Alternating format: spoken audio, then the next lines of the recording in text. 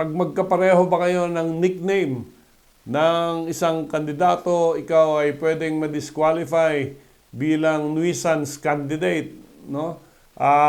Dito sinabi ng ating Korte Suprema na nagkamali ang Commission on Election nung diniklara ang isang kandidato sa Ilocos, si Charles D.B. Sabelliano, sa halalan dahil lang sa paggamit niya ng palayaw na kahintulad ng isang nakarehistrong kandidato.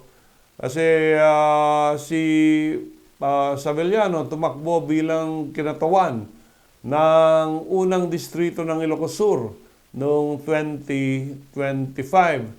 At sinabi ni kalaban niya na si Ronald Singson na ideklara si Sabelliano bilang nuisance candidate dahil magkapareho ang kanilang palayaw sa nakalaban na ang pangalan ay Deo Gracias Victor or DV.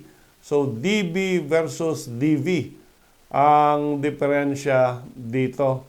At ang sabi ng ating korte, hindi porke halos magkapareho ang nickname nyo, disqualification yan bilang nuisance candidate kasi identifiable naman kayo doon sa inyong surname or first name.